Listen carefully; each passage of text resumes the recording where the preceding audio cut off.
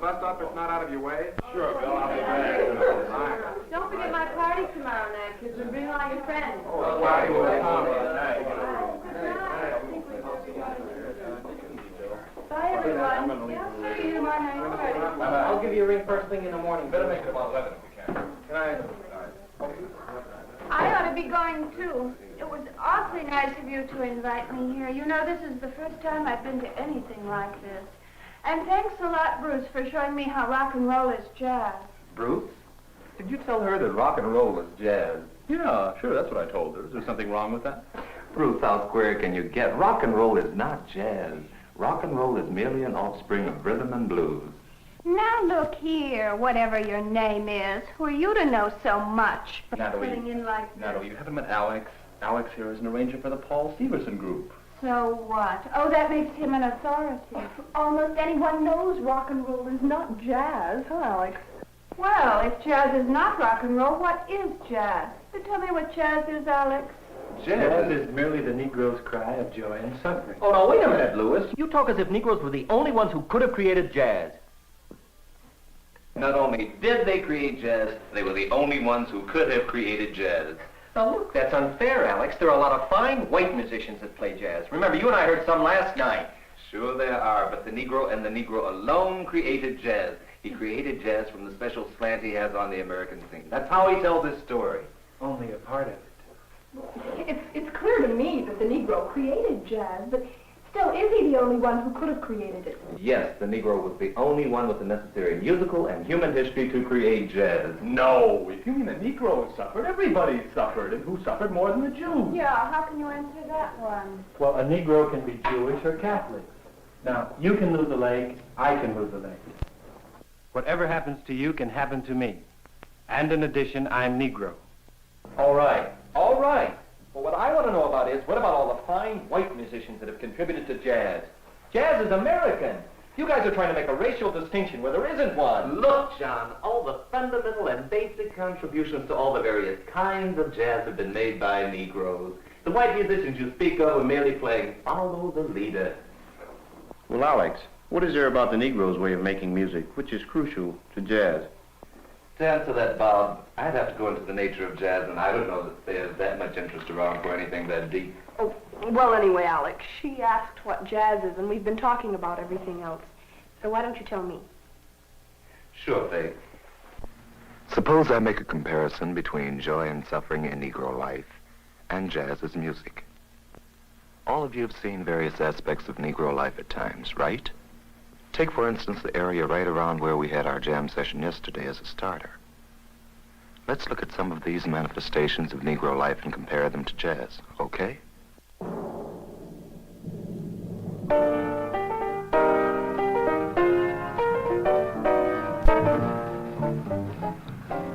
As Lewis put it a moment ago, a Negro is potentially capable of experiencing everything that all Americans experience, plus Negroes undergo the hazard of being Negro.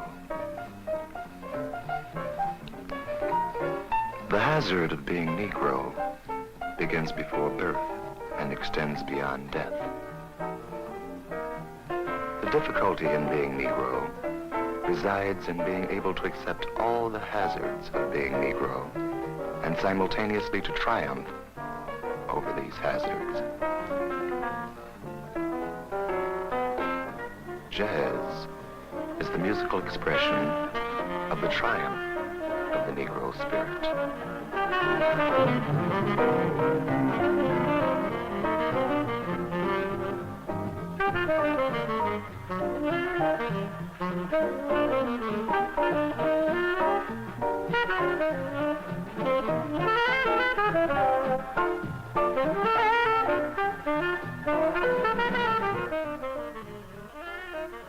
The Negro cry of joy and suffering in jazz is based on a contradiction in jazz.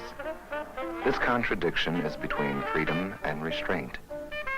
Let's start with restraint in jazz. The feeling of restraint in jazz is caused in part by the way jazz form operates. The basic formal unit of jazz, which is called the chorus, repeats itself endlessly without getting anywhere. That is why the chorus is restraining. This endless repetition is like a chain around the spirit and is a reflection of the denial of a future to the Negro in the American way of life.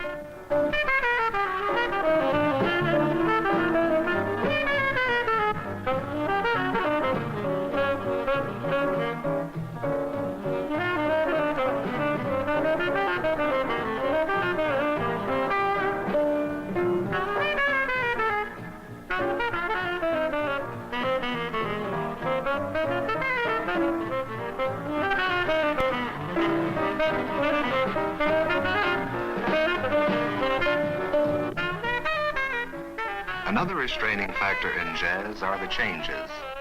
Like any other structure, the course is held together by certain materials and their patterns. These materials and their patterns are termed harmonies. The jazzman calls them changes. The changes are stated through the rhythm section, especially the piano and guitar. The pattern of the changes is repeated over and over again.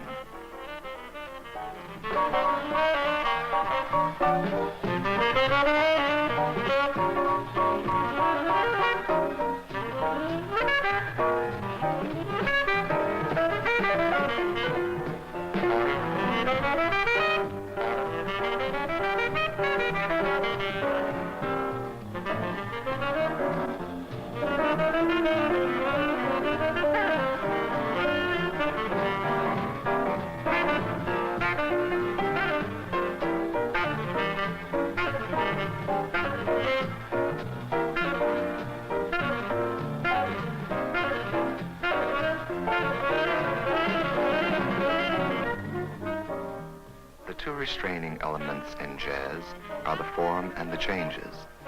They are restraining because of their endless repetition, in much the same way that the Negro experiences the endless daily humiliation of American life, which bequeaths him a futureless future. In conflict with America's gift of a futureless future is the Negro's image of himself. Through glorifying the inherent joy and freedom in each present moment of life, the Negro transforms America's image of him into a transport of joy. Denied a future, the joyous celebration of the present is the Negro's answer to America's ceaseless attempts to obliterate him. Jazz is a musical expression of the Negro's eternal recreation of the present. The Negro's freeing worship of the present in jazz occurs through the constant creation of new ideas in jazz. These new ideas are born by improvising through the restraints of the form and the changes. Jazz reflects the improvised life thrust upon the Negro. Now, melody is one element which can be used in improvisation. The soloist creates his melody through elaborating on various details of the changes. The manner in which each change shall be elaborated upon is a problem of the eternal present. As Negro life admits of many individual solutions, so does the way in which a change can be elaborated upon. Of course, the Negro, as man and or jazz man, must be constantly creative, for that is how he remains free. Otherwise, the dehumanizing portrait America has drawn of him will triumph.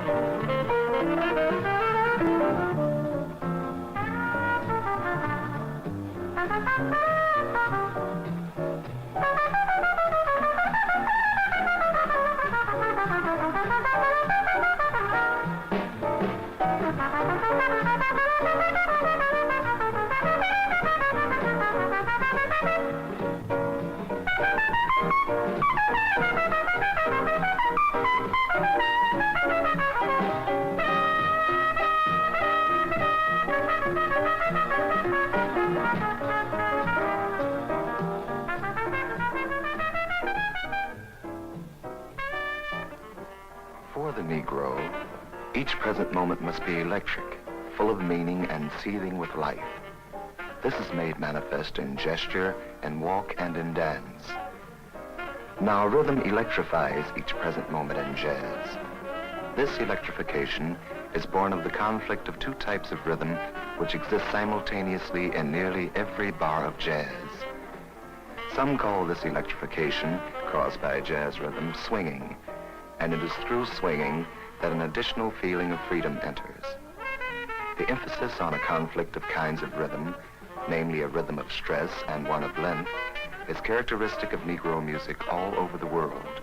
And through utilizing this emphasis, the American Negro produces an oblique musical product and a damaging commentary on the human wastelands of America.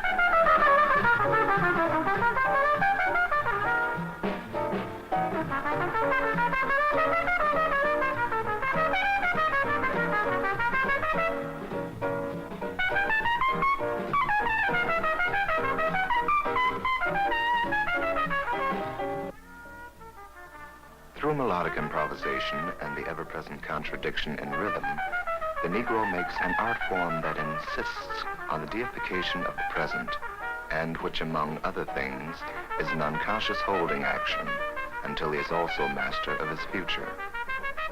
Melodic improvisation and rhythmic conflict are the joyful, freeing, and present-oriented aspects of jazz, while form and the changes are the suffering, restraining, and futureless aspects of jazz. Negro life, in addition to its struggle to become, also has its characteristic atmosphere, color, and sensuality. In jazz, this is reflected by the sonority of the music. The jazzman substitutes the word sound for sonority. Think of the sound of much Negro music compared to Negro life.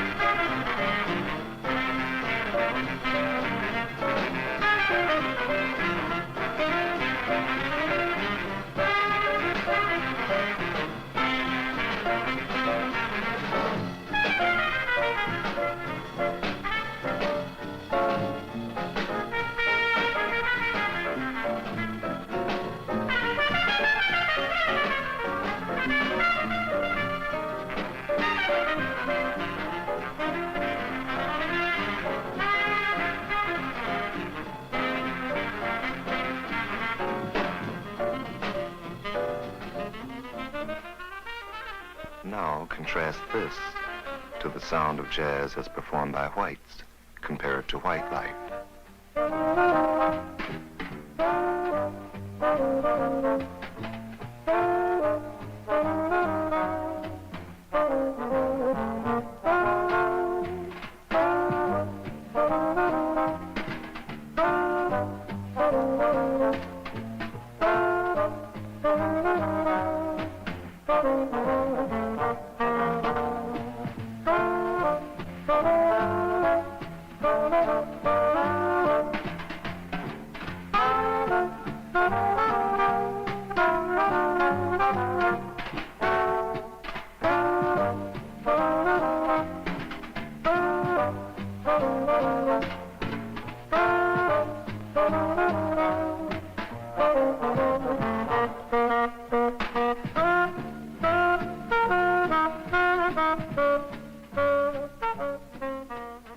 Negro life, then, as created through jazz, is a contradiction between worship of the present, freedom and joy, and the realization of the futureless future, restraint and suffering, which the American way of life has bestowed upon the Negro. The cry of joy and suffering in jazz is then based on the ever-present contradiction between freedom and restraint. The feeling of freedom is based on the Negro's view of what life in America should be, while the feeling of restraint is based on the actual inhuman situation in which the Negro finds himself.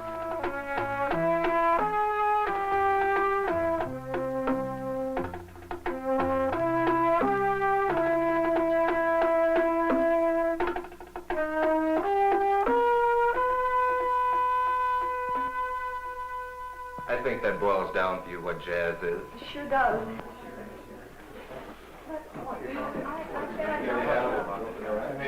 Alex, you said something before about a special slant the Negro has on the American scene. Now, I don't see why Negroes see things differently than anybody else.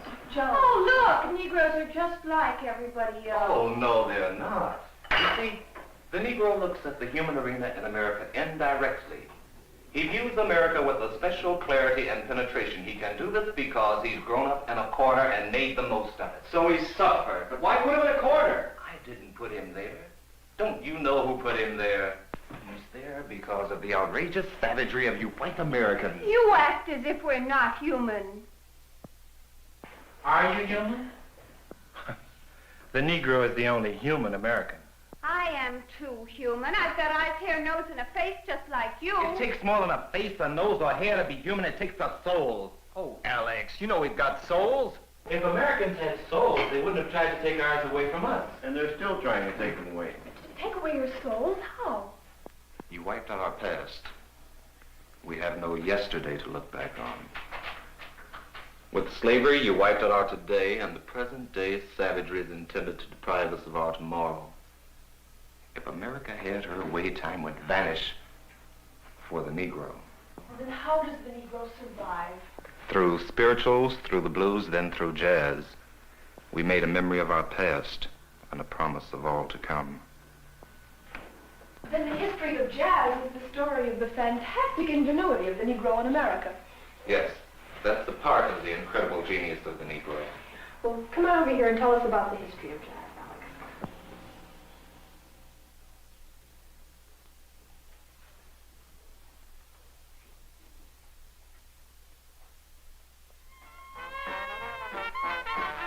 Well, I imagine that all of you remember to some extent the music which was played at our concert yesterday. We'll use that music as basis for discussion. Now, Faye, the jazz from which the other major styles developed was New Orleans jazz. New Orleans jazz was the first jazz style as distinguished from blues and spirituals, those other monuments to the history of the struggle of the Negro spirit. Yesterday, we didn't hear any New Orleans jazz, but we did hear Dixieland, which is derivative from New Orleans jazz. New Orleans jazz was, among other things, the Negro's present moment, all he had, and this all he made completely his own. Characteristic of this music are highly flowery melodies conducting intensely competitive conversations against each other simultaneously. The beats of the rhythm section are essentially alike.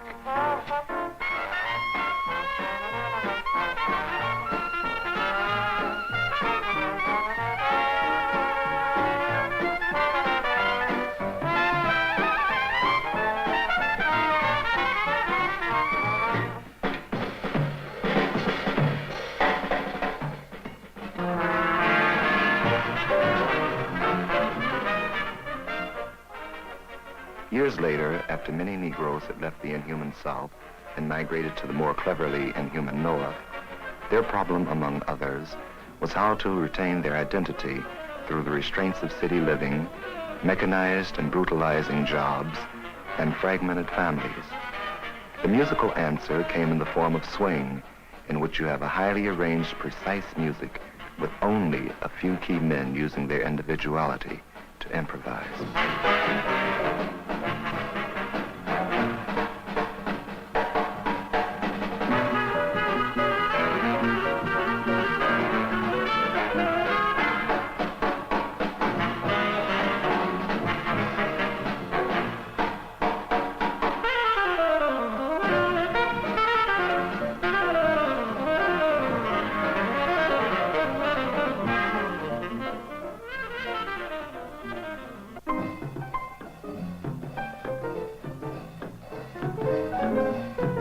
In the early 40s, Charlie Parker, Dizzy Gillespie, and Thelonious Monk introduced bebop. Emphasis focused on long, snake-like melodies, small instrumental combinations, and changes or harmonies derived from Debussy and Ravel. Cymbals emphasized the second and fourth beats, thus freeing the rest of the drums for commentated playing. bop also, among other things, was a revolt against the subservient Uncle Tom role given Negroes in the war effort and the entertainment world of that era.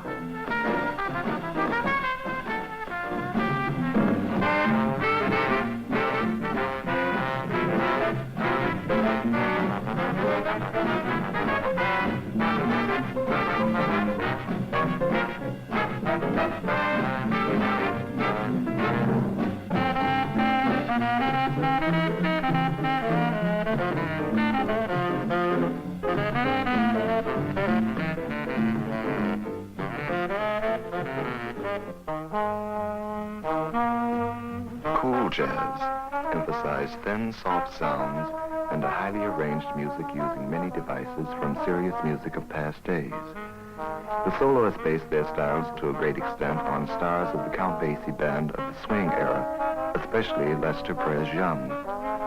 Cool jazz has been called by some an attempt to remove the Negro influence from jazz, because jazz is the one element in American life where whites must be humble to Negroes.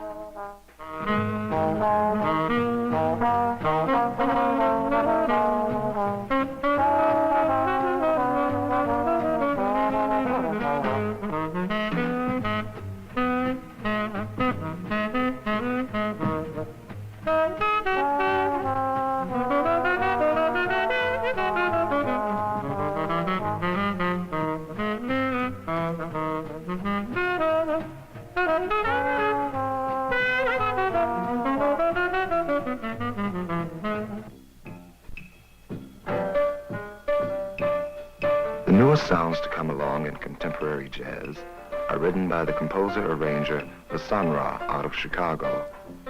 The Sun Ra, among other things, fuses the snake-like bebop melodies with colors of Duke Ellington and the experimental changes of Thelonious Monk. The Sun Ra says of his music that it is a portrayal of everything the Negro really was, is, and is going to be, with emphasis focused on the Negro's triumph over the demonic currents of his experience.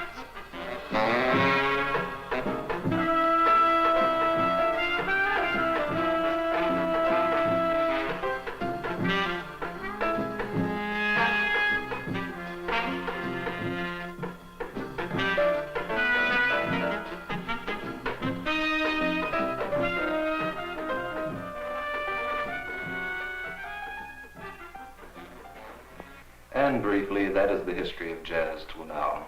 Well, you know, I'm interested in what's going to happen to jazz. John, are you? Yes, but... Alex, I've been thinking about something you said before. What's that, John? Well, look. Granted that the Negro is the fountainhead of jazz, isn't it possible that a white can be just as basic to jazz as a Negro? That's a fair question. Yes, it could be possible, but possible only when the whites have paid the price in suffering to be the Negro's equal. But we are your equal. What are you talking about? But you're not our equals in suffering. People just don't go out searching for suffering. How will we ever be your equals? Well, the first step will be to accept the Negro's tragic experience with reverence and humbleness. But we're individuals. We've got our own way to go. And that way is leading America nowhere but to death and doom. But the Negro's way of looking at life is offering hope to everybody. Certainly. Jazz is telling everybody's story. Why can't you accept it? Oh, wait a minute. That's outrageous. Outrageous, my eye. This joy and suffering in jazz has cut across many differences in people and has won many friends for us overseas. They really go wild over it in Europe, Asia, and South America. Do they? Do they now? I don't know about that. Then you must be pretty dumb. You know, it seems to me that jazz and the Negro could win friends for this country more readily than the other things we're doing in the Cold War. Now, how can you be so illogical, Fay? Foreign policy is one thing. Jazz is another. But she's right, because people in foreign countries sense the warmth and beauty in American Negroes in jazz, while they distrust white Americans. I don't see it. But anyway, Faye said something earlier about being interested in what's going to happen to jazz. Would you tell me, Alex? Yes, jazz is dead. Well, if jazz is dead, then the Negro's dead, right? No, wrong. What do you mean jazz is dead? Why, jazz is selling more records today than ever before. Why is jazz dead, Alex? Jazz is dead because the Negro needs more room to tell his story. But isn't jazz enough? Well, it should be, the way you guys have been talking about it. You know, there are limits. His story deserves more than just jazz, jazz, jazz. Jazz, for all its power, beauty, and world dominance, is too limiting. It's a genteel slavery. Slavery was over in 1863. Why must you guys always keep crying the blues? Look, I'm sick and tired of hearing Negroes accused of crying the blues. This is nutty, absolutely and positively nutty. I've given in to you on those other points, Alex, but not on this one. Why not? Oh, come on. Let's cool down, okay? Now, if the Negro won't need jazz, who will need it? American whites will need it in order to understand the suffering which is needed in order to try to become human. Well, in what way is jazz dead, though, Alex? Let me clarify. The jazz body is dead, but the spirit of jazz is alive. But why is the body dead? The body is dead because inherently the material of jazz does not allow for further growth. Well, what are these inherent reasons for the death of the jazz body? The inherent reasons for the death of jazz center around the restraining elements of jazz. The restraining elements of jazz are the form and the changes. If any attempts are made to develop the form and or the changes, the swing or the spirit of jazz is lost. Since the jazz body cannot grow, it can only repeat itself. In so doing, it is stagnant. In so doing, it is dead. The three reasons for the death of the jazz body are: 1, the changes cannot evolve and retain the form. 2, the form cannot evolve and retain the swing. And 3, both the changes and the form cannot evolve simultaneously and have jazz. In all three alternatives, we have no growth in jazz, and that is what I mean by the death of the jazz body. Jazz cannot grow because it was not meant to grow. Its dead body stands as a monument to the Negro, who was supposed to die in the American scheme of things. Any attempts to develop the form or changes of jazz gives us only a circular seesaw which leads America or the Negro nowhere.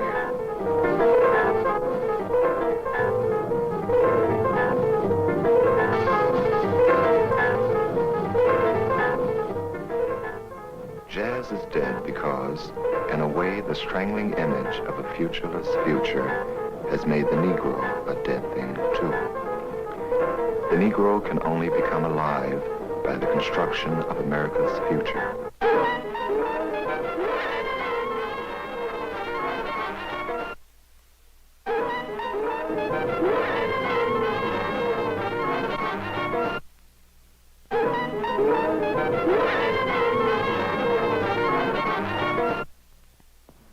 Jazz is dead because the restraints and suffering of American life on the Negro have to die. The spirit of jazz is alive because the Negro spirit must endure.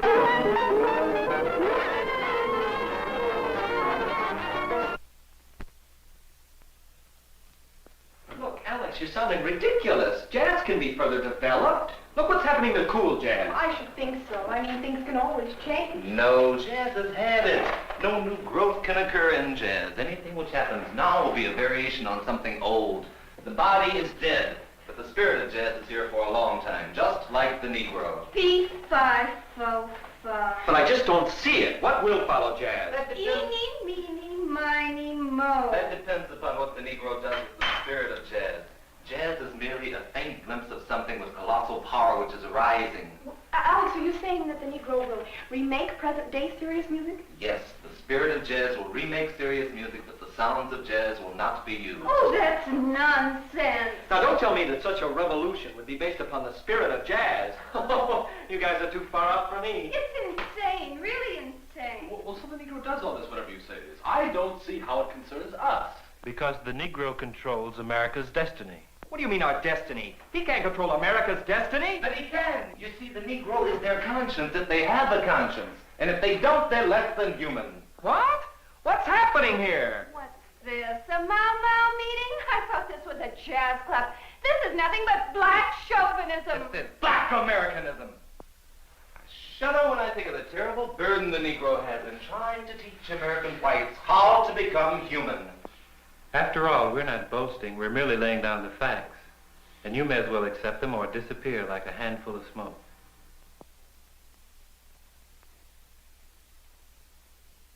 Alex, I don't think what what you're saying is black chauvinism. And I think any American white who thinks he can judge the Negro that readily is just being awfully arrogant. Look, Alex, I don't know what to call this, but I wouldn't call it black chauvinism. Forget it. Like most American whites, she is to be pitied. Pitied? America's soul is an empty void. The most Americans can see in tomorrow's mirror is a Cadillac or deep freeze.